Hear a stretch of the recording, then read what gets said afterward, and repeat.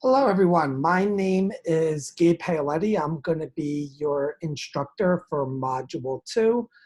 In this video, I'm just going to give you an overview of the assignments this week and throughout Module 2 and how they connect into the goals overall of the course.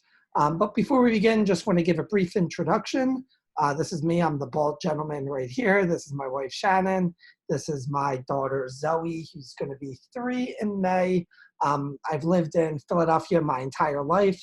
I'm a huge Philadelphia sports fan, but recently moved to Cocoa Beach, Florida, and really unfamiliar with the area. So if any of you are familiar with Cocoa Beach or the surrounding area, please feel free to give me any recommendations that you would like. Also, I just wanted to comment, in my bio, I have a lot of my professional work that I've done either with professional sports teams, military, coaches, all sorts of, businesses, practices, and all that kind of stuff.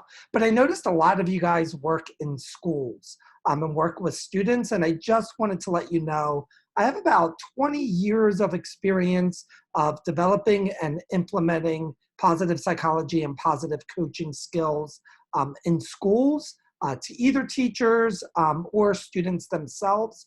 And my one sort of award-winning program basically taught these skills to high school seniors or juniors, and then I worked with them to create other programs for either other students in the school or other people within the community. We particularly specialized in positive psychology retreats, but did all sorts of practices there. So for any of you who are working in schools, please feel free to reach out. I have a ton of experience in creating this stuff and implementing it there.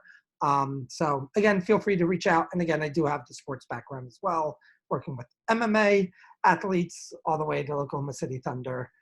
So for those of you not working in schools, I also have all of that covered as well. All right, so let's get into what we will be doing throughout this course.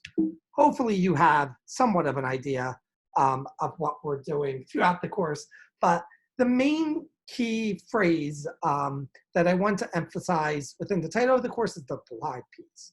And really myself and Gloria's goal is to help you to take what you have learned in your previous positive coaching classes and help you to figure out how do I put it into practice to create lasting behavior change for those you are working with. Whether it's students or whether it's professionals, the goal is that you're able to teach something that not only is stuff that they remember and are able to regurgitate, but it's stuff that they're able to apply in their day-to-day lives to enhance their well-being, but also to enhance their performance. The thing is that there's a little bit of research around how do we do this at our best. Gloria and I have a ton of practical applied experience of creating programs to do this. And there's 4 things that we know you need to be able to do, or I guess kind of steps that you should take to be able to do this well. Half of them you've already done. So this is what we know works or doesn't work. And the number one thing that we know is critical for creating positive coaching applications and for it to creating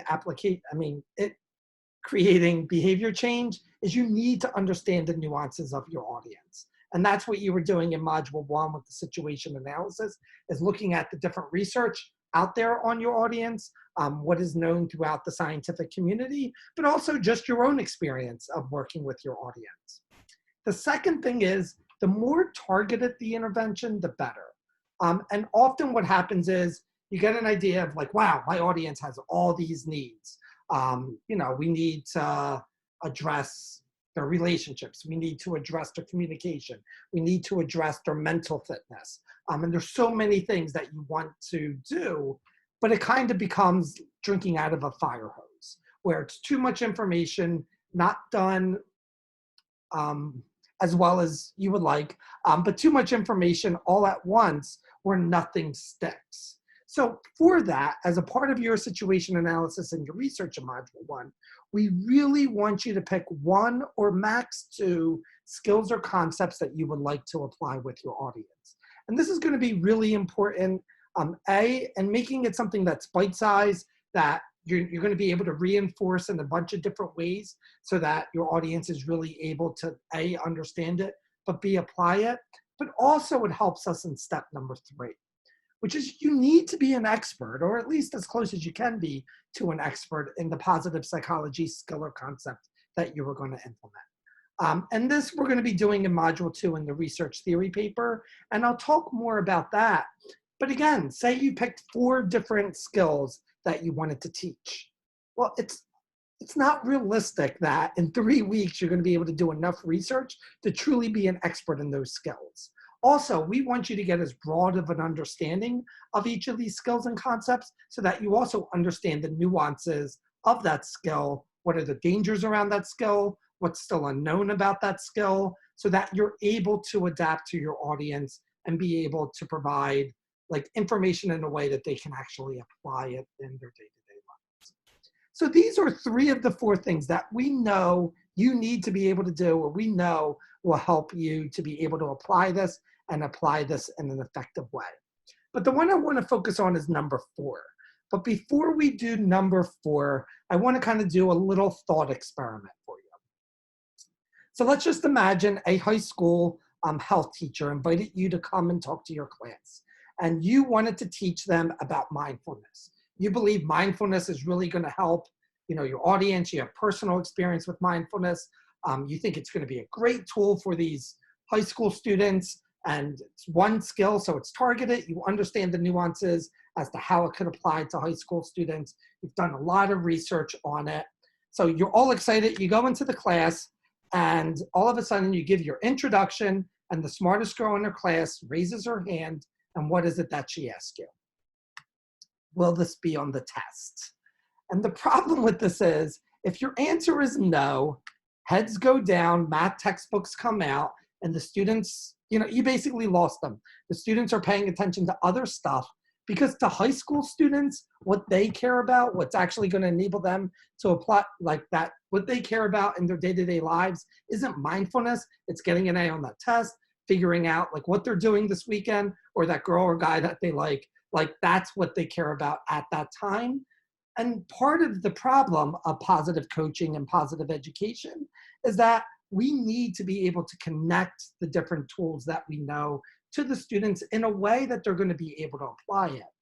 Because the interesting thing is, even if this answer is yes, it's going to be on the test, you're still not able to effectively teach them the content. Because the goal of positive coaching and the goal of positive psychology isn't for students just to memorize different character strengths or memorize different facts and be able to regurgitate it on a test. It's for them to be able to apply it in their day-to-day lives. And how do we do that is really unknown. We're still figuring it out. There's not a ton of research out there on how is it that we're able to teach this stuff, but able to teach it in a way and where they internalize it.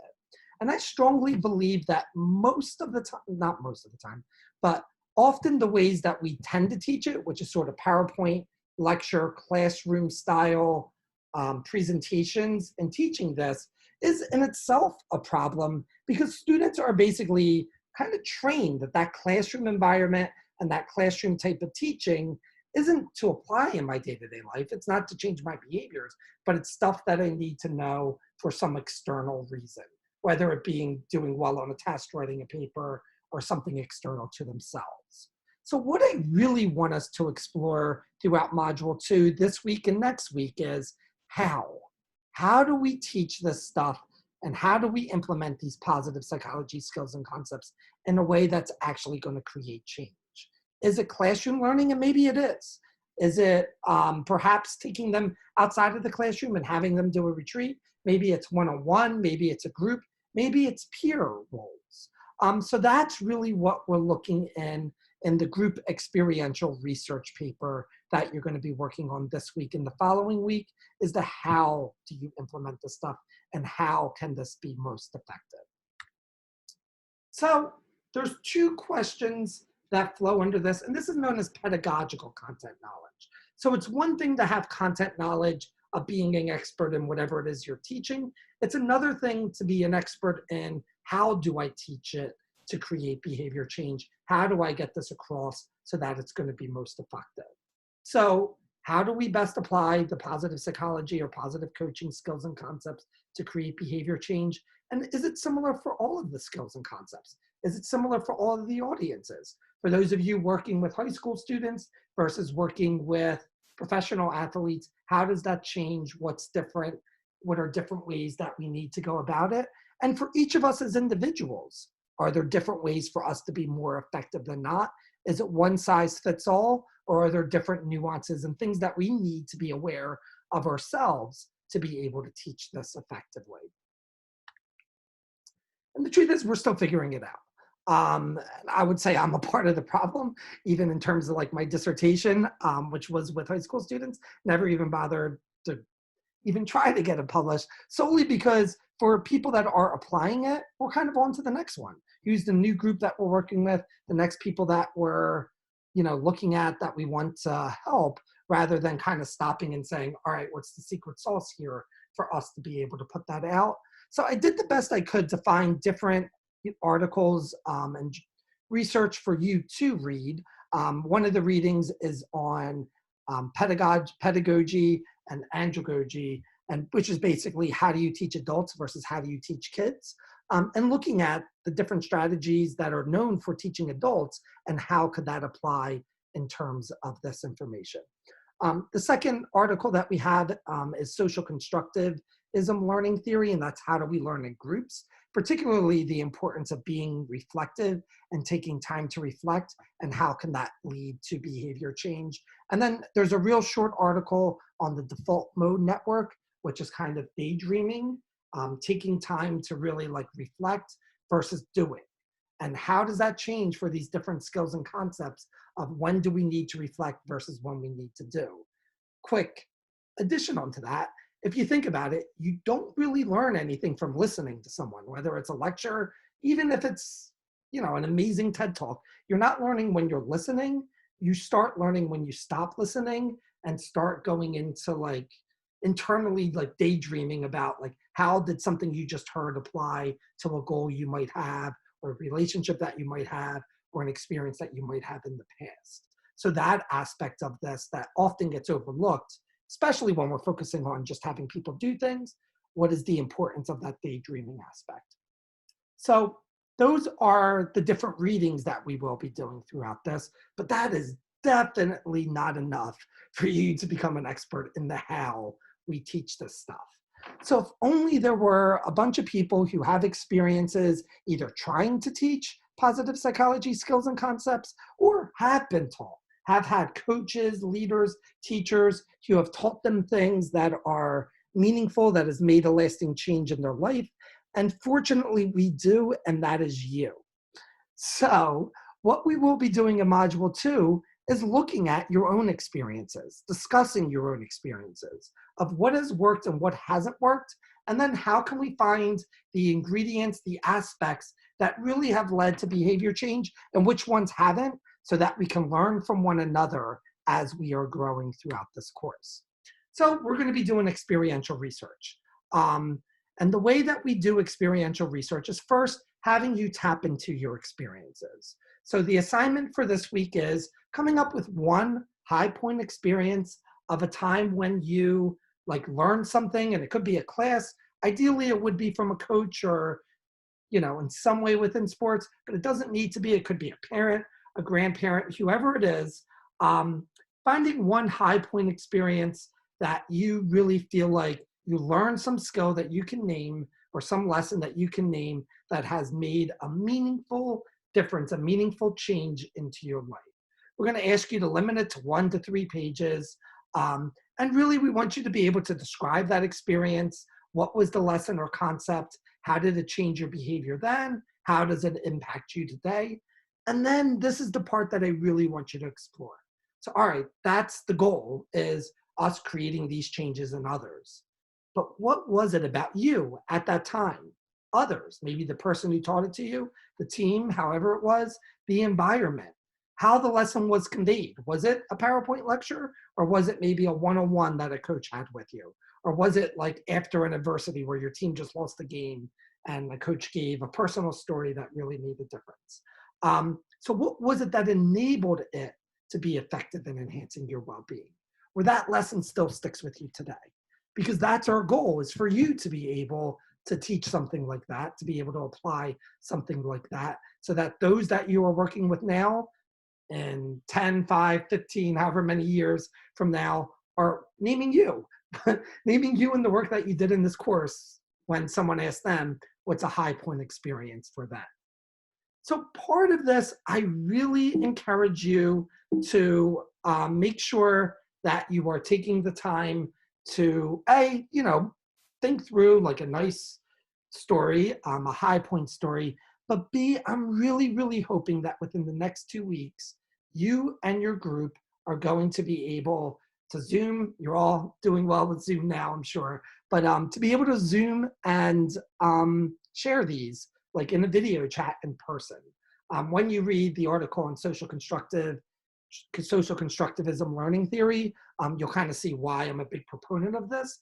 But just the difference of hearing these stories, being able to ask questions and have those discussions rather than just kind of reading them on a message board, that's part of this. Part of that is learning that nuance. Yeah, the activity is the same, reading it on a message board versus having that conversation, but does having the conversation add to your learning, add to you really being able to see the differences that enable you to hopefully create something that's going to have a much bigger impact than if you just read it on the message board.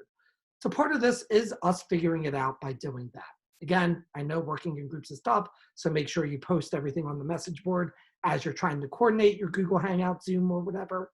Put that all on the message board so that we can track. But I highly, highly recommend that you take the time to try this out in video chats as much as possible. So that's the first point, is the personal high point experience.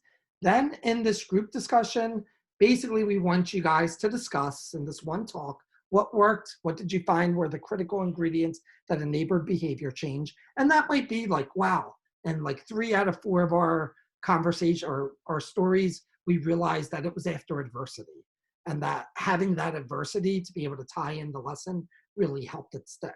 Or it could just be like one experience. So one person had, something that a coach did, like a one-on-one talk or a really powerful story that a coach shared that enabled that behavior change. Perhaps that was the critical ingredient, that storytelling, even though it wasn't in the others. You all agree from other experiences, yeah, that's something that works. Then what has failed?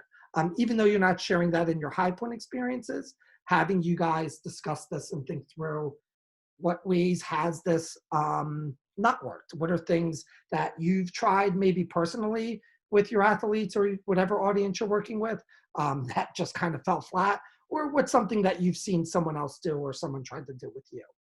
And then finally, compare what you guys find from your experiential research to the readings and lectures provided throughout this module. The other piece that I want to highly recommend that you read throughout this module, but it won't be due until module 3, is the Knowles article, which I posted in our readings about positive interventions. There's a lot of really good stuff in there to also provide nuances to your conversations as you go throughout this module.